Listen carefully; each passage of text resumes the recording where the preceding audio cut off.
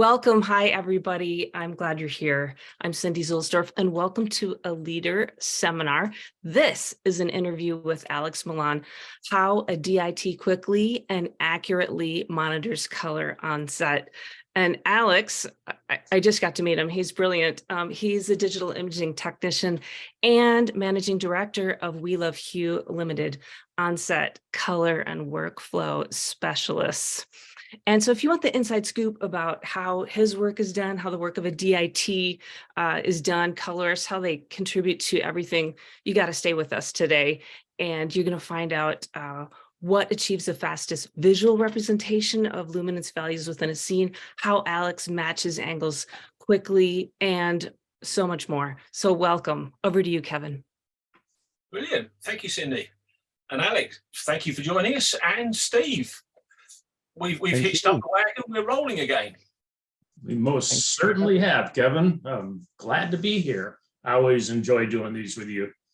Yeah. So for those of you not been with us before, this is actually the third kind of in a series of interviews we've done, and the previous two are available for viewing on Catch Up. And if you can't stay with the duration today, this one will be posted on our YouTube channels as well, as soon as the editor, which is me, can get it all done. So great. So as I said, we can take questions through the chat. We'll pull them up and answer them at the end. But at this point, rather than me talk, what I'd like to do is pass it over to Alix. And Alix, firstly, thank you for joining us. And do you want to give a quick introduction to yourself, what you do, and what projects you've worked on that I'm sure our audience are keen to know about? Thank you very much. Yeah, it's a pleasure to be here. Thanks for asking me. Thank you very much to Cindy as well for that beautiful introduction. Yeah, I'm Alix Milan. I run a company called We Love Hue. We're based in the UK, specifically London, and I came from a post background. I used to be in the MCR room assisting in a VFX and colour house. And then I decided to move out onto set and started as a data manager and sort of shadowed a DIT, and gradually over the course of the last 10 years have built a DIT video playback agency, and we supply kit to commercial and drama projects throughout the UK. So yeah, that's me. I'm still on set. I still do commercials and long form occasionally, but we also manage like a Dailies pipeline for larger projects, and I'm sort of moving maybe to more in that direction to look after that sort of stuff and move a little bit offset sometimes. And yeah, I'm having a great time. Excellent. Do you want to name drop some productions that you've worked on? Yeah, sure. Recently we've worked on something called Supacell, which Aaron Reed shot from August last year up until about the end of January. We did season 1 of Bridgerton, and our HDR show, most recent HDR show, was one called I Came By, which was shot by Kit Frazier, and that was a Netflix production. Excellent.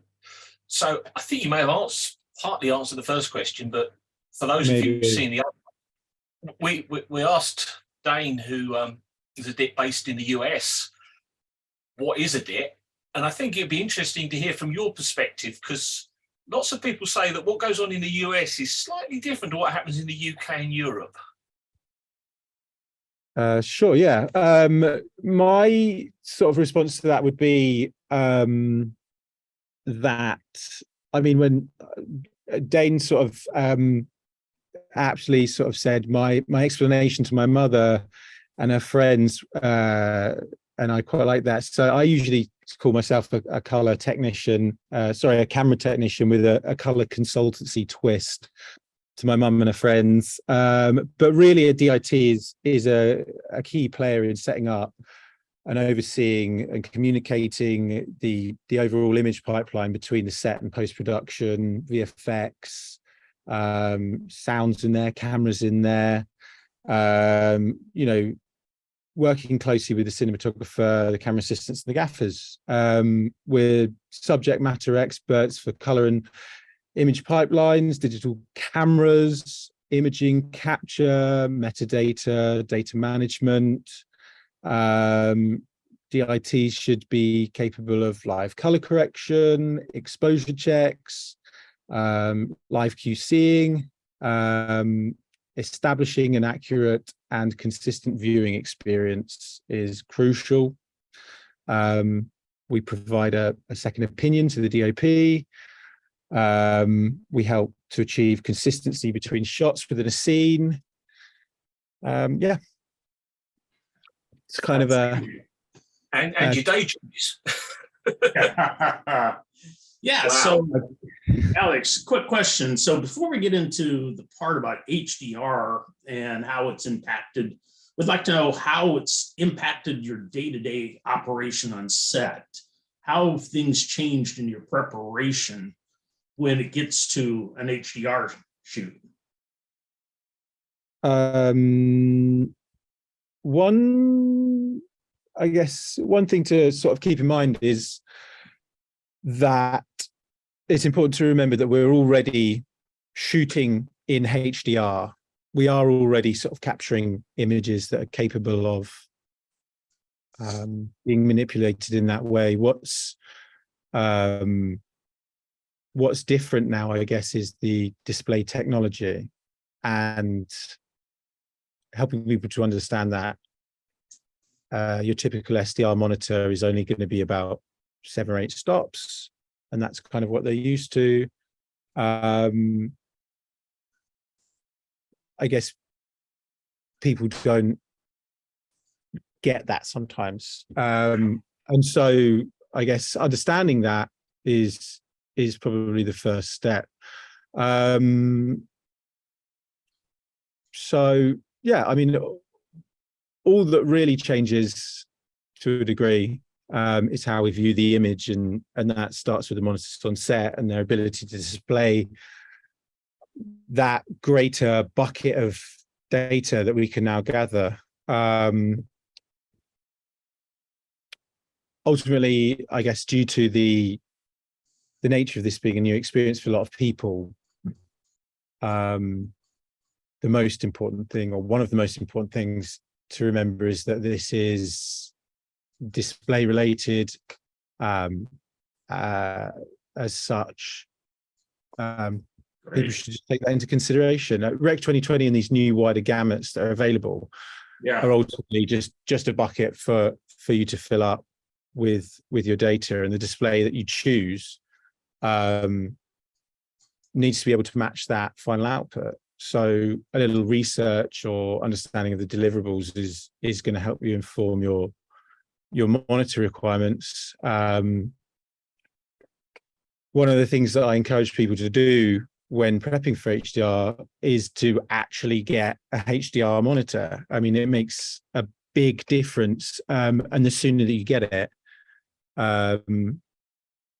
the quicker you will begin to understand the difference. When I went to BSc a few years ago and saw HDR for the first time, I was really impressed with the way that, although it's familiar, it's tangibly different in a few certain key areas that really allows you to be more subtle in a lot of ways with your creativity, if that makes sense. Yeah, thanks. We appreciate that. Yeah, it's interesting you say that, because I mean, obviously, most of us understand, like, we've seen the kind of deliverable side of this. It's up to 1,000 nits. Yet, talking to quite a few people, they're saying, actually, I'm using HDR quite sparingly. I'm using it for impact. I'm using it for subtlety. Is that something that you would agree with?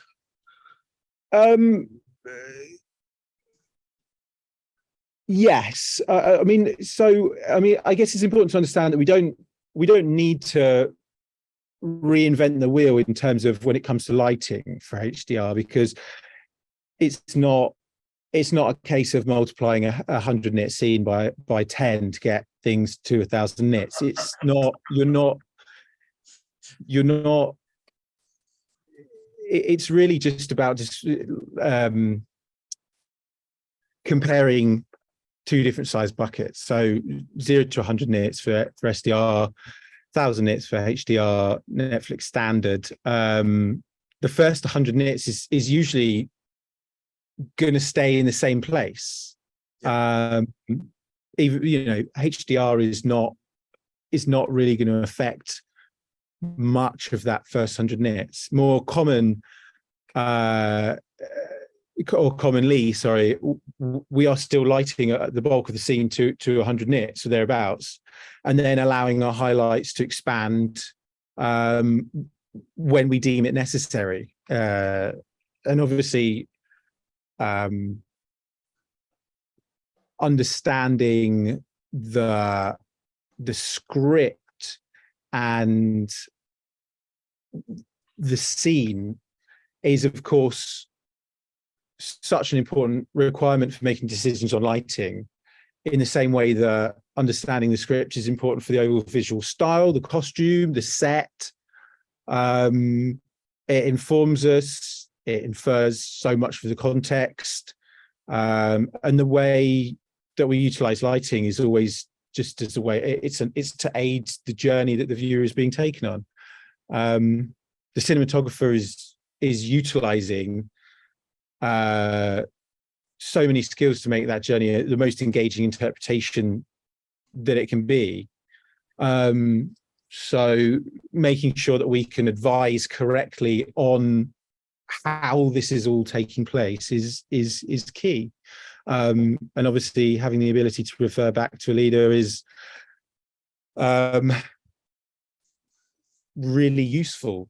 It tells you what is what. It doesn't really lie to you in the same way that your eyes will. So, as we all know, the human eye is constantly rebalancing the world around us, and what we perceive to be white on a day-to-day basis is inherently dependent on where you are and what kind of lighting you're under and all that kind of stuff. Whereas having a scope that isn't location dependent in that same way is the only way to reliably light a scene. Really, that's the real value of a set of scopes like that, because when you get down to the minute details of the color profile of a light, and being able to specifically pick out, okay, that particular light there has a half stop more red, or has a half stop more in the red channel, should I say, than that other light, which is also lighting the same face. And they're supposed to be the same. The lighting technician is telling you they're both at 100 or they're both at 65, and they're both displaying white, but you can see that clearly one is warmer than the other, and you can tell them to pull it down by a certain amount. Is the difference between getting a job with that DP again or not sometimes. That sounds, yeah. So you sort of hinted at just a little bit about some of the gear that you needed on your cart, but for an HDR production, what has changed on what you need on your cart? Mainly the monitors and the way in which you measure them. A lot of the internal gubbins, I would say, would sort of remain the same. But I specifically utilize the 5333 with a HDR license. And that works for me really nicely. It gives me a really nice visual representation using CineZone, which I love. My HDR monitor of choice is the Flanders Scientific XM311K. It is a massive beast of a monitor, but it's the clear. When I was testing various options, it was one of the clear winners. I chose it based on the fact that when I was speaking to Kit Frazier about how we wanted to monitor HDR and what the deliverables were for the Netflix guides, that really was the monitor that gave us everything that we needed. It's a dual layer technology panel, so it's kind of got the best of. It's not an OLED, it's an LCD, but it's got a second light modulating layer which is placed in between the backlight and the original LCD layer, and it emulates local dimming by physically blocking or modulating the amount of light that passes through. So you have a more the light modulating panel is controllable. It basically gives you like OLED blacks and better contrast ratios than the single layer LCDs. So that's my my preferred monitor. I use box IOs. I use the Arja LUT boxes now as well. But really, those three things: the waveform with a HDR function, a proper HDR monitor, and decent LUT boxes. Actually, I forgot the other crucial element of this would be the wireless system that you use. Like for HDR broadcast, you need a minimum of a 10-bit signal. So your traditional, so there's like older generations of Teradeks, or some of the other ones are not quite there yet. But the new 4Ks, the Teradek 4Ks are pretty tasty, and they're lightweight and easy to port around, and that's kind of what we went. But hey, I mean, HDR is more about color. It's also about contrast and brightness. So you need to sort of deal with them all together for it to be a workable solution. Yeah. Okay. Thank you. Part of what you're doing as well is educating at the moment, because I can remember when some of these digital cinema cameras appeared, and obviously they're shooting log depending on the manufacturer. And I was on set and people look at these pictures because they're log and they're completely washed out, and everybody going, is this going to work? I'm going to get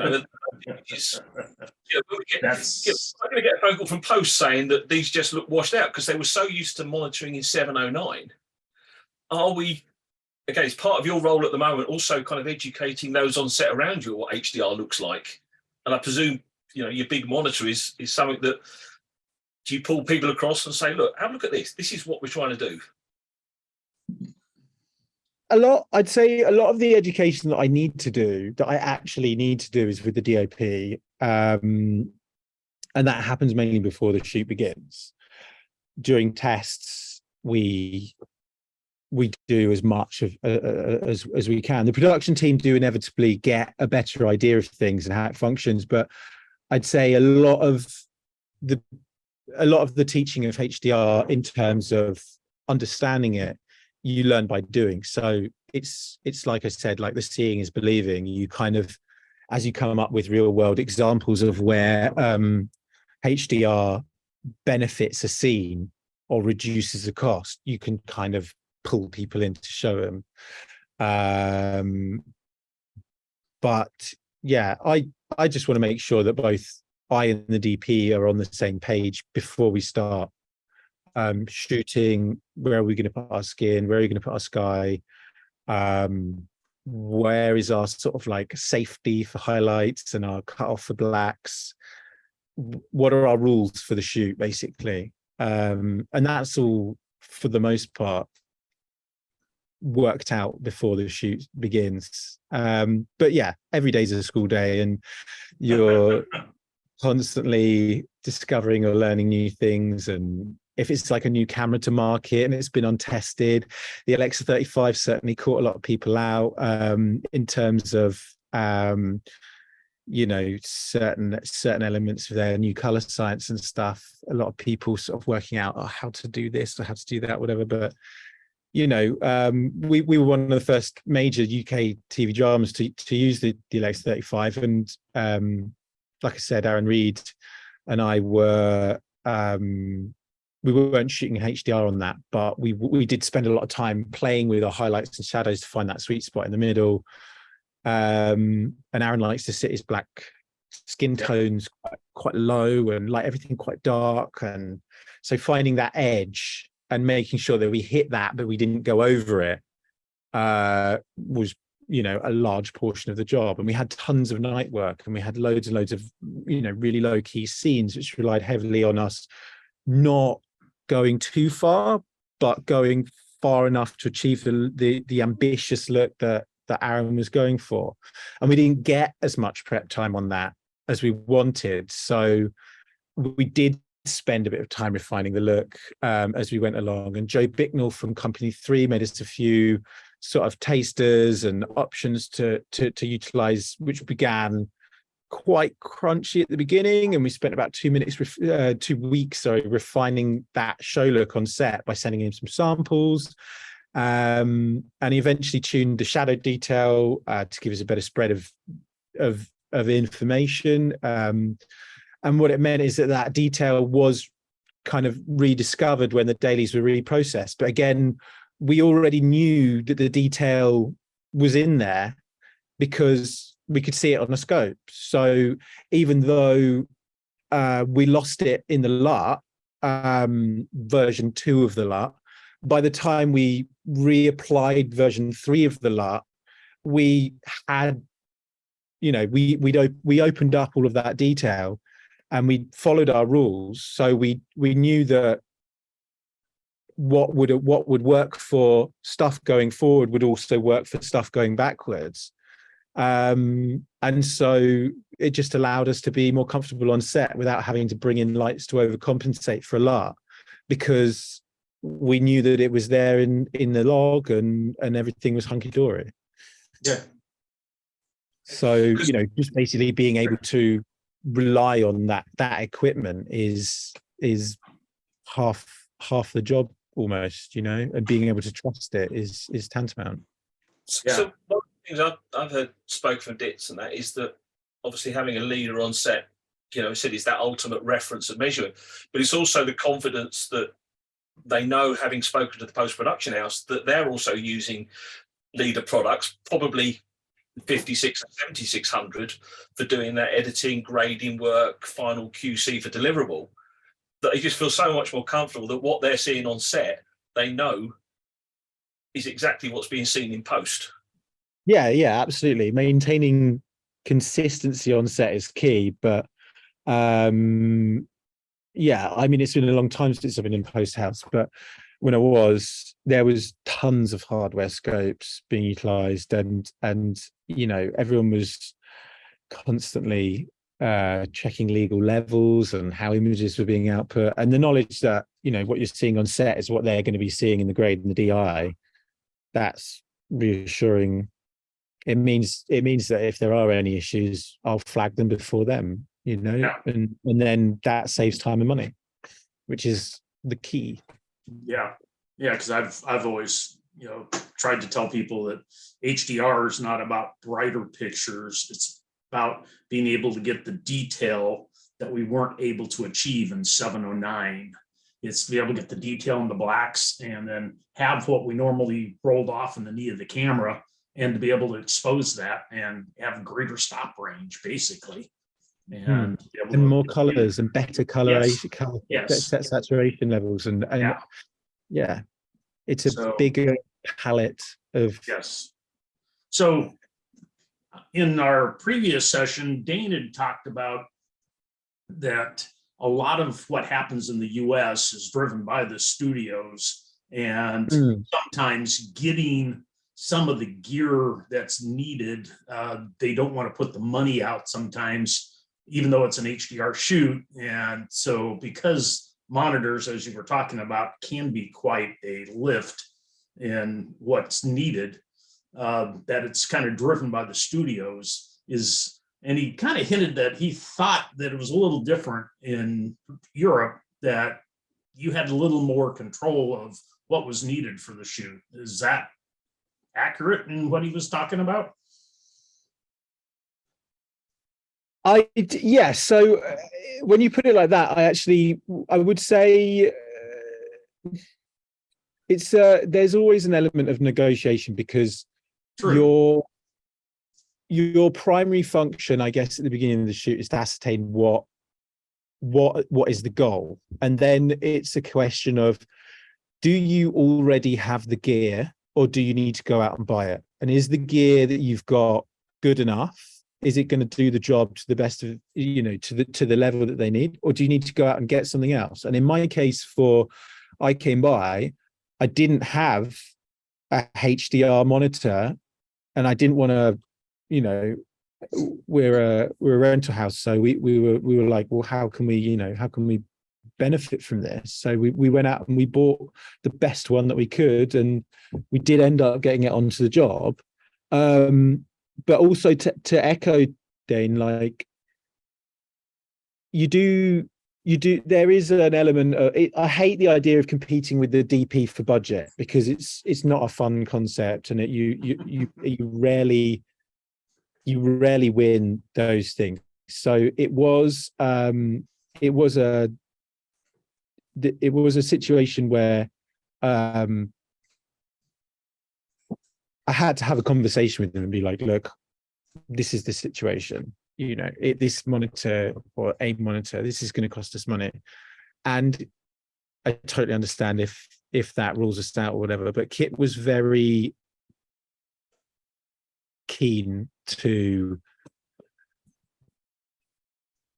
I think what had happened previously was that they'd for Kit's last feature, they'd done a HDR pass without monitoring in HDR, and it had burnt them. They ended up throwing the pass away, and they didn't actually release it, I don't think. And ultimately, Netflix's guides dictate that a HDR pass is crucial. So Kit's response to that was, well, I need to monitor in HDR at all times. I need to have something that is going to give me an accurate representation of what a HDR scene is going to look like. And because it was one of the first productions in the UK to have that true HDR SDR combination, and because Kit was willing ultimately to sacrifice a portion of his lighting and camera budget to accommodate this, because I think, and I say that now, not 100% knowing if that was the way that it came about, because I was talking to you about Netflix originals maybe having a bit more control over the budget to shimmy things around. So maybe they did something there that I don't know. But ultimately, we said, look, HDR is going to cost more. What do you want to do about it? And they said, we'll accommodate Kit. And then we got into it. But too often HDR can be a bit of a late minute thing, and you're compromised because your budgets are set already. And then it's a question of, well, how do I do this with the money that you've got? And then, there are other options out there. I think ultimately, until productions become more aware of the benefits and the cost savings that can be passed on, to different stages, and to begin to factor them in when they're budgeting, it is a difficult one. And I'd love actually to hear from the US DITs about not so much how HDR came about, but how and why the studios decided to push it in the way that they did. Because yeah, definitely it's a struggle getting people to commit to doing it properly. There've been quite a few shows that we've quoted on this year, and the DP wants HDR, but they can only afford HDR preview, or I'm still doing my tests with HDR preview, but from what I can tell, it seems to work to a degree. It really depends on what you want to prioritize when you're picking your monitors and when you're picking your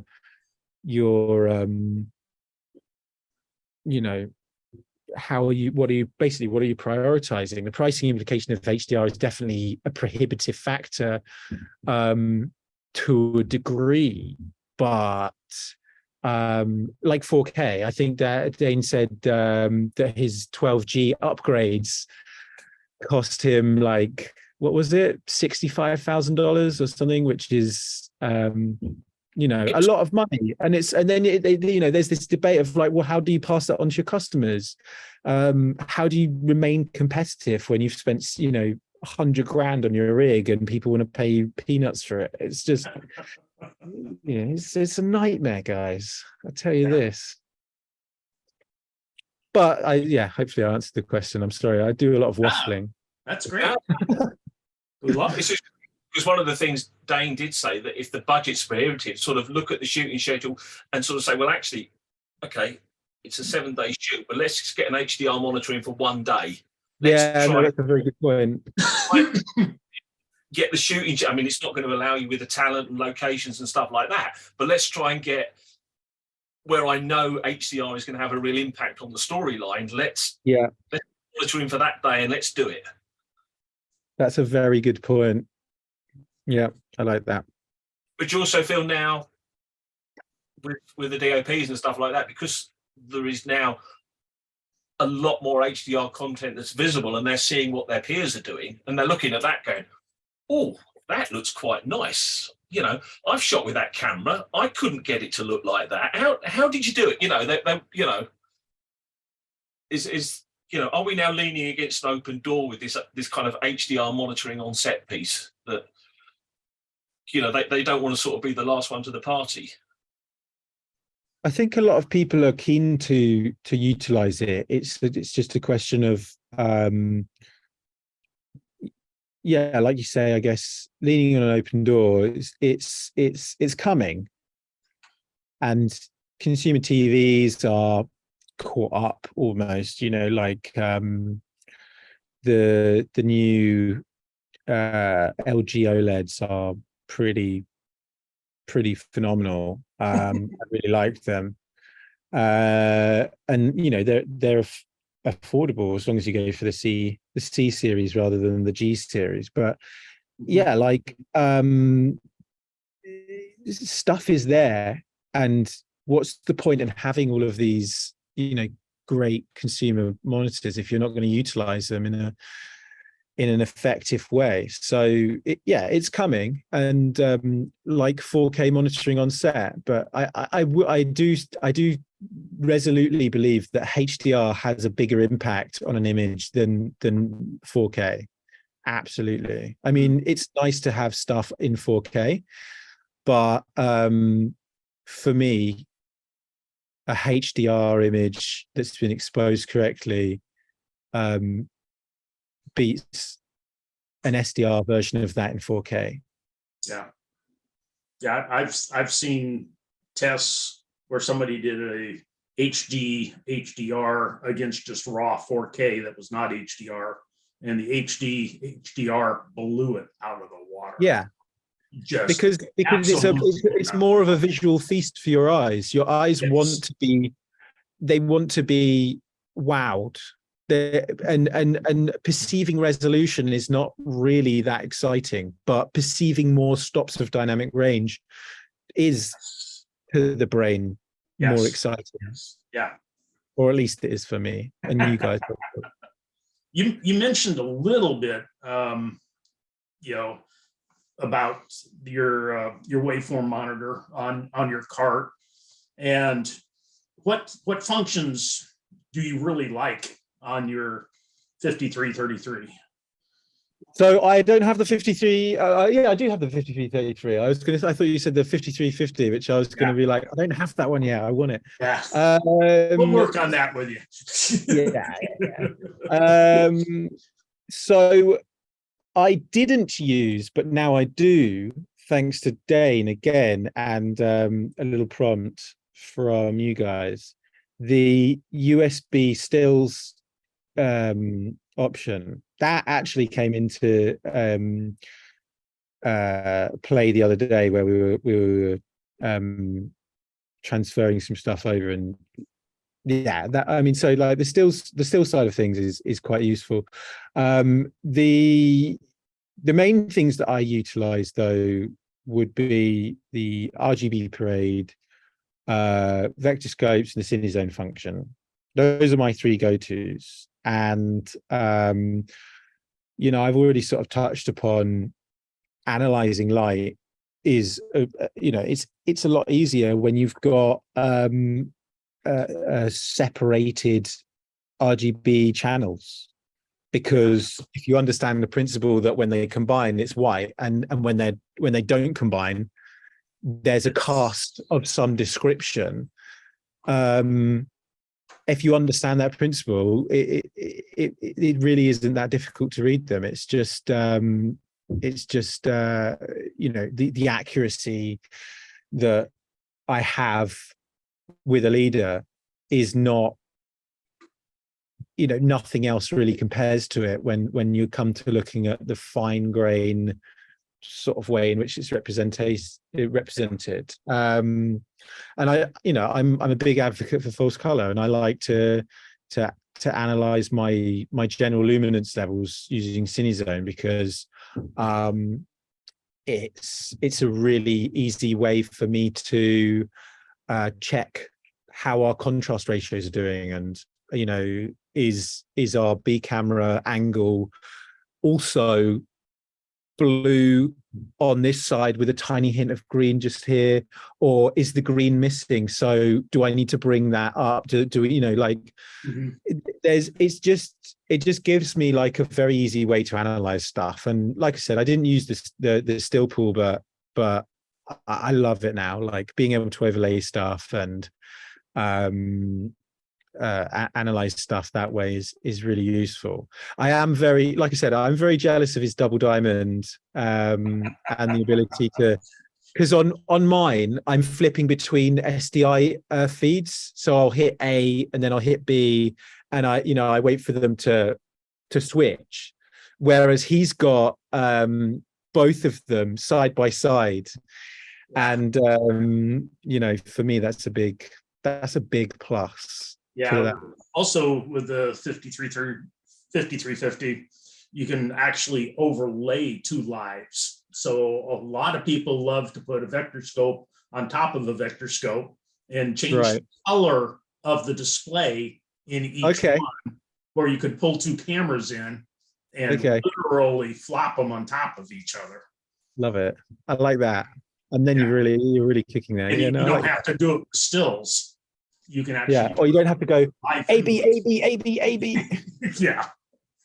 So, but yes, appreciate it a lot. Because one of the other, obviously you said about capturing stills to the USB memory stick, you can also capture the waveform and the vector. And we've had numerous people say that they would capture that and then share it with the second unit, saying, well, this, especially the description we have with HDR is you're shooting the interiors, but you can see the windows and you can see what it looks like outside. The crew doing outside have a clue, they need to be pretty close, because when it comes to the edit and you start cutting this together, if, although you can't see it completely from the interiors, but HDR is allowing you to have a pretty good idea what it looks like outside. So when they do walk out that door, I would go one step further and say that HDR allows you to not just have a pretty good idea, but it allows you to to present what is outside in a way that you're just not able to in SDR. With SDR, if you're lighting an interior scene and your exterior is a bright sunny day, but you've got your villain on the hiding behind a door, and you just want to see the very like just one side of his face, you just need a little bit here, and then the rest of the exterior is blown out in SDR, or it's getting pretty close to that. HDR will allow you to sort of preserve that a lot more, which is that was one of my most favorite parts of On I Came By, when we sort of really, we could see how bad the SDR looked versus the HDR. And had we not had the HDR monitor there, we would have corrected for it. But we had it in the HDR, on the HDR monitor. I guess what I'm trying to say is your exterior will be present a lot more, and you won't have to correct for it. You won't have to light the interior of your scene up to then stop down to then preserve your highlights in your exterior, but you're having to spend more money lighting it on the interior. You're having to give more fill on the interior to sort of compensate for that. We didn't have to do that in this particular scene, because although the SDR didn't look great, we knew that using Dolby Vision and the way that they were going to grade it, they'd just be able to pull all of that information out of the HDR grade and stick it in the SDR grade. So it was like, saved us a bag of time. Yeah. Which is great, that's what we want. Yeah. So, Cindy, I've noticed on the chat there's been lots of things rolling through. So many things. You want to hear some questions? Where are you at?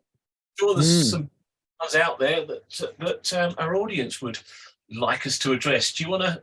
Yes. So many good things. So here's one of the questions. How do you go about integrating with camera teams who are not really understanding what a DIT does, and who generally expect that you're there to just back up media? If the production doesn't really understand what a DIT's for, it can be difficult to integrate without treading on toes. So I guess a bit of a political question there before we dig into the tech questions. So what was the question again? It was how do you Yeah, they're asking sort of with the camera team. How do you integrate with the camera team? Well, so like if you've been hired as a DIT, your responsibilities are not just to back up data. In fact, your responsibilities are not to back up data as a DIT. A data manager is whose responsibility it is to back up data.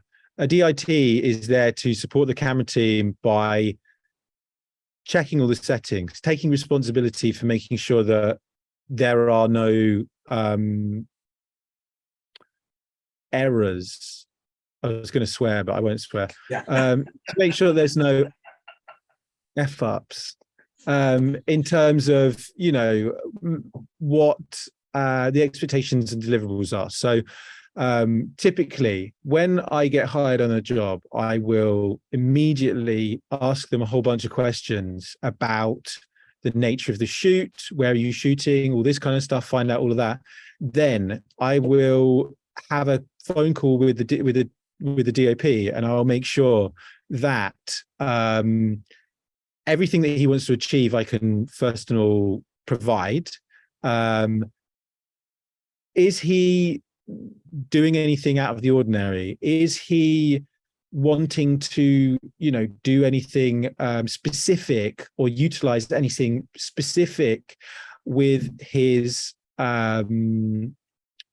with his tools. When I get on set, I will fight tooth and nail to get as close to camera as possible. I will make sure that I always have an image from camera. If you don't do that, that's on you. Your responsibility as a DIT is to make sure that you are present and ready to go for the DOP. That's, of course, sometimes you're going to have instances where it might be a bit awkward or this or that. And that's, really that's part and parcel of the diplomatic requirement of being a DIT. You're always going to be arguing with people over something. That's part of the job. But what's crucial is that if they ask you something, you are able to provide them with a useful answer. If they're asking you your opinion on exposure, you have to make sure that it's correct. You have to make sure that it's a reasonable, considered, accurate opinion. If they ask you to take over iris, you have to make sure that you're up to the responsibility of exposing the image for the cinematographer. If you're matching cameras, you need to make sure they're matched. That's the responsibility of a DIT. You can't, if someone's hiring you as a data manager and expecting you to do this other stuff, then you need to politely explain to them that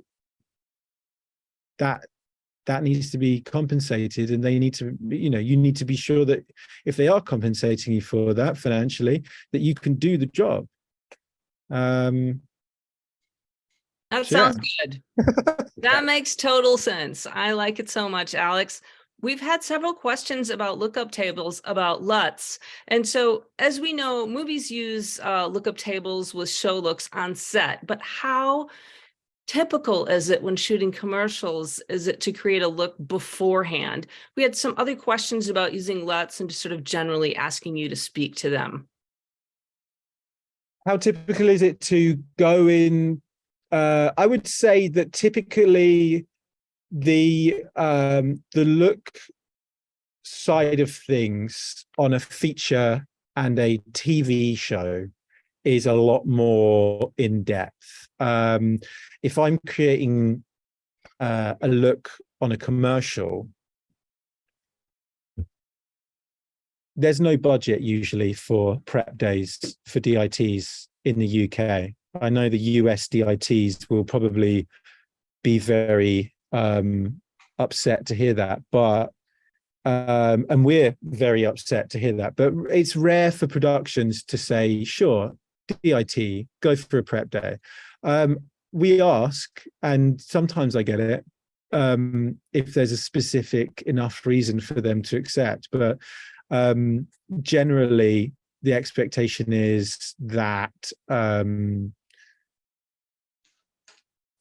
we'll turn up with a bag of looks, and we'll turn up with a bag of options. And if I've got a good relationship with the DP, I may already have made them certain, camera specific LUTs that they can apply.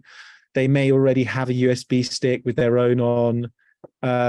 Certainly, I find the most enjoyable part of the job is the bit where I get to be creative, and that color side of things, whether it be live grading or whether it be taking an image and doing a really, really fine, post sort of quality grade on it with loads of, isolated secondaries and all this kind of stuff to create like the perfect still for the DOP to then take to the grade and be like, this is what it needs to look like.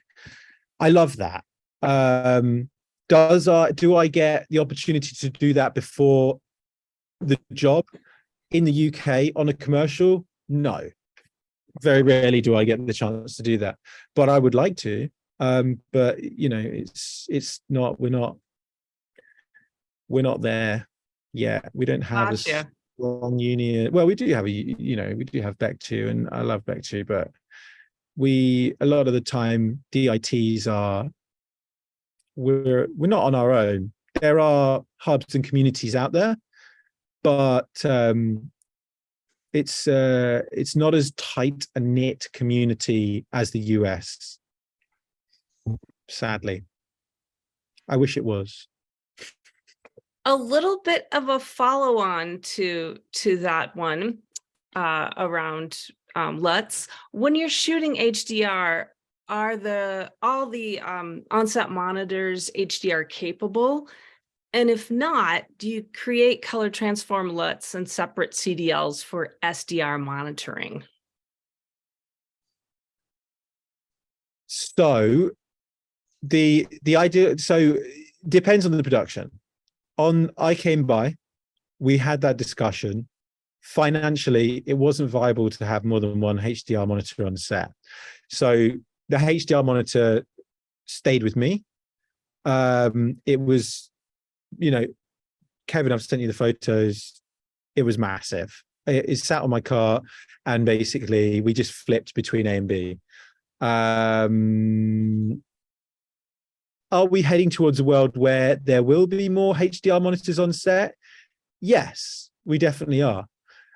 When I do a HDR show, at the moment, it's budget dependent, but I will usually be the one with the HDR monitors. Everyone else will get a flavor of SDR, Rec 7 and 9 usually, and that's kind of it for the time being, unfortunately. But everyone's sort of prepped for that, and if they need to check stuff in HDR, then they're always welcome to. And following up a little bit on that, talking about HDR and SDR, what about the dailies? Do HDR production dailies, are they uploaded to HDR, or do they need to be converted to SDR? So I would love to be able to answer that properly, but when we did the dailies for I Can Buy and Supacell and stuff like that, HDR dailies is not something that people have prioritized, which is a shame, because I think it is definitely possible, and I think it is worth doing. One of the best things that I got to play with but didn't implement on I Came By was the Dolby Vision plugin for Resolve, which took your HDR grade and interpolated it into an SDR framework. I don't see why that couldn't be implemented very easily. It's a little more, there's an element of time where you have to let the footage be analyzed, and if you are shooting a lot of footage, yes, it will take some time, but it gives you a better starting point for your of course there's a trim pass, and there's tweaks and stuff that you will do that the Dolby Vision sort of analysis will maybe need to be tweaked, but I was so impressed by that. I think that would be a very easy way to implement what's just been suggested. Otherwise you need to, it kind of takes away, by doing it that way, it takes away the need for production producers and people like that to have like a fully calibrated HDR monitor. You can send them an interpolated SDR version that they can look at on their iPad, and it will, look pretty damn close. But yeah, it depends on exactly what productions require and how they want to spend that money and time. Yeah, a follow on to that question, and you've kind of gotten into it a little bit already. So when monitoring HDR on set, can some of the monitors still be 709? And this person's thinking about for showrunners, kind of what you were talking about, if the budget really isn't there for everybody to have an HDR monitor. If you have 709 monitors, would those monitors still get the same signal, or is there additional processing involved to support those 709 monitors?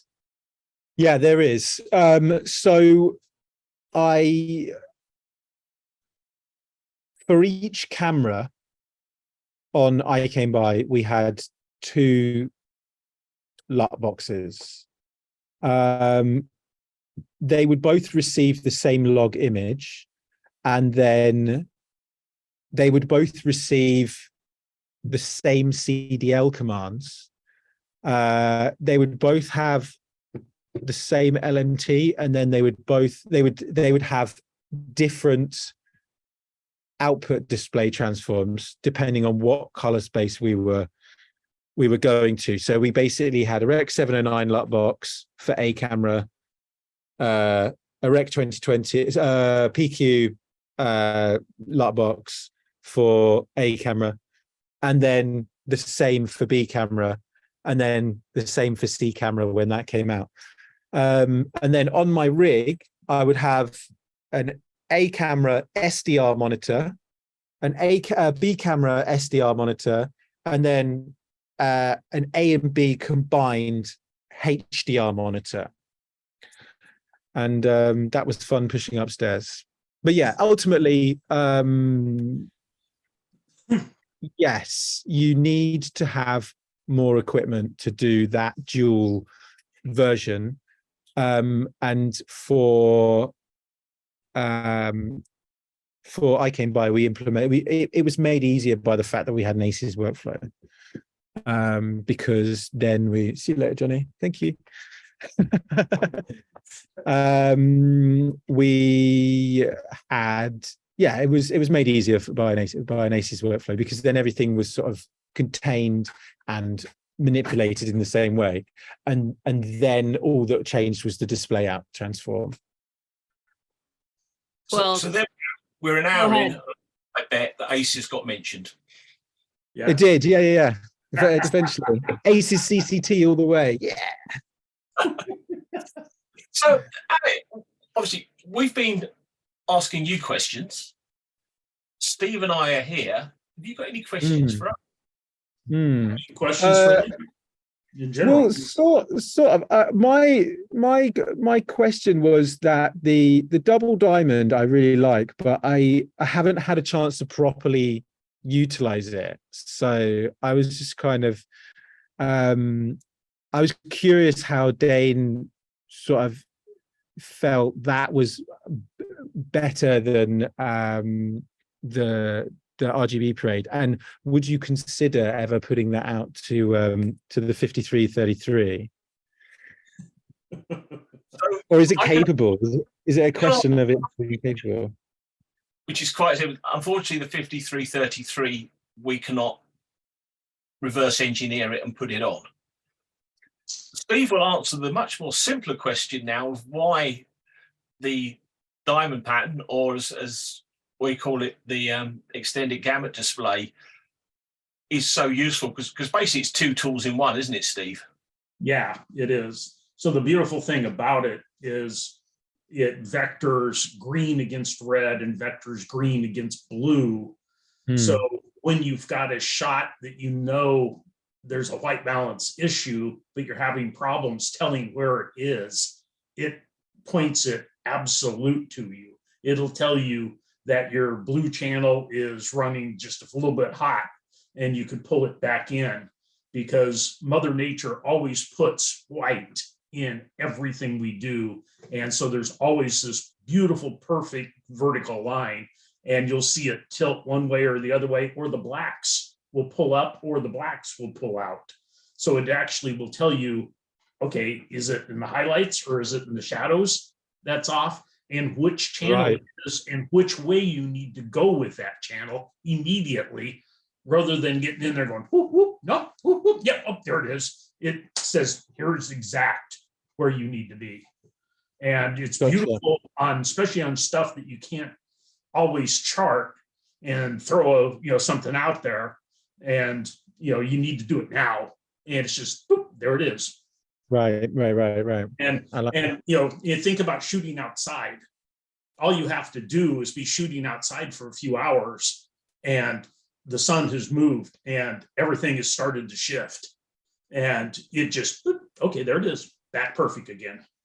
Yeah, that's a really great example actually of where it would be super beneficial. That's kind of exactly what I had in mind when I was thinking about using it. Yeah, no, it's beautiful to be able to do that, and it's so quick. And as we on the 5350, not only can you overlay the waveform and the vector scope, but also the diamond pattern. So if you've got two, you can lay them over the top of each other and you can match them exactly. And a customizable layout, you can have the diamond, you can have the vector, you can have the waveform, and you can have your picture as a thumbnail as well. So, you've basically got the best of all worlds with that. So yeah, I don't want to do a celebration with you, but it is really nice, isn't it? well, yeah, you are wearing leader on your shirt there. And the other thing that I had was on CineZone, you can dial in your like top safety or your bottom safety. You can that you can set your black point to cut off at like 5% or whatever. Is there a way to dial something in the middle as well? So have a play around with it. There's a tool called CineSearch, which you may have looked at, which basically allows you to set what your lower level is, what your upper level is, but also you can set a user-defined midpoint value. Now, what that will give you is plus or minus 0.5% either side. And then with the false color display, that will appear green on the screen. Then is there a way to change that from plus or minus 0.5% to like 4%? If I'm wrong, Steve, I don't think you can. It was basically designed so that you can set pretty accurately a level. Yeah. And obviously people do that for 18% middle grey. They set that bump. And then they set their limits. So also at the other end of the scale, anything that's below your lower threshold will appear blue, and everything that's above your upper threshold appears red. So if you're working with okay. Yeah. There might be a video on a YouTube channel on this one. If not, I should put one up. But it's certainly a lot of people who found it, because that's unfortunately how they get hold of this. They found it, they've stumbled across it. Once you've used it, you won't ever go back from it, just for doing that quick setup. I've got my lower limit, I've got my upper limit, bang, there's my 80% middle grey, I'm off. Yeah. Right, I'm gonna call you about that later. Yeah, you could imagine, like you were talking about, A camera, B camera, and being able to make sure that the grays are exactly the same on the two. And, the lighting is straight. There's been a couple questions that seem to tie into what you're talking about. Folks are asking about CineZone versus the EL zone, the Ed Lockman zone. And do you want to speak to that at all, or? Well, obviously CineZone, and jump in when I get this wrong, Steve, is obviously we're using a false color display based on the IRE values. Yeah. Whereas I believe 709. 709. Whereas I believe the other system is basically using it based on f-stops. So I believe grey is your 18% middle grey, and then it goes off in increments of half an f-stop up and down. So so in 2020 or 709, it's still going to be based on the gamma that you are set at. And where the other display you were talking about is a log 2 power display, which mimics f-stops. So you're going to get the f-stop movement, and the linearity of the two are different. Kevin and I have had several conversations with our design team trying to see what we can do. but it's like anything else. It's where does it fit on the tote board for features that would like to be implemented, have to be implemented, nice to have. What's the, from a business perspective, what's the ROI for, Yeah. But Steve, people have to watch a spreadsheet. Yeah. One of the things you can do, and it's available on the 5330, 5333, and the Zen series, there is Cinelight, which is the built-in light meter tool. So that allows you to position a crosshair on the screen, and you can measure that pixel's value in luminance, in RGB, code value, and if you have the HDR license, it will do that as well. But then there is also, if you go through the menu, there's an f-stop setting for that. And what that allows you to do is you can put a cursor on a part of the picture, set that as a reference, and then position the other two cursors, and it will give you the difference from that reference to the cursor position in f-stops. So you could set your 18Z reference, mark it, then go to your highlights and go into your blacks, and then you could see what the f-stop difference is. And on that, you can also adjust your gamma as well. There's a setting in there that you can change the gamma. And for those of you familiar with the LV5330 and LV5333, the Leader Zen series with software release version 6.7 now supports CineZone and CineLight being displayed simultaneously. There's also a tool called CineLight Advanced, which allows you to take that pixel you've identified in the picture and display it on the waveform trace and also the vector scope display. So thus giving you extremely accurate measurement of that pixel. If anybody's out there, you've got a Leader Zen series, or you've got 5333 or 5330, go into CineLight, select f-stop, and go and have a play. There is a lot of stuff in there. If you've not explored it, it's quite fascinating. Is that available on the 5350 as well? Yes, it is. Yeah, cool. All right. It's good to know. So if you're looking at pictures in f-stops, it's a very simple and easy tool for you to pick the point on your picture, set that as your reference, and then you can go off and measure your dynamic range. Awesome. Brilliant. Well, we sort of run over the hour again, which yes, we have, but it's been great, Alex. We really appreciate it. I love these, especially being able to just have an open forum, open chat, and be able to respond to what people are asking, and hopefully gave them some great tips and hints. Hopefully. I really appreciate you having me on, and yeah, it's been really fun. So thank you very much to you guys as well, and to everyone. And for obviously everybody else out there, for all of those of you who have gone through the 70 minutes with us, or even longer if you joined the tech check at the beginning, a copy of this recording will be up on our YouTube channels. And as we mentioned, for any of you who are heading to Las Vegas for NAB in April, Steve and I will be there. We might even post a couple of videos during the build of the show just to tease you what we're up to. So if you're coming over, please come and say hello, because we really appreciate your feedback. We like doing these events, and if there's any subject matter that you feel could potentially be used, drop us a line. We'll explore it, and even bring in people who know a lot more about it than us. Absolutely. So everybody, thank you very much, and have a great evening, morning, the rest of your day. And thank you.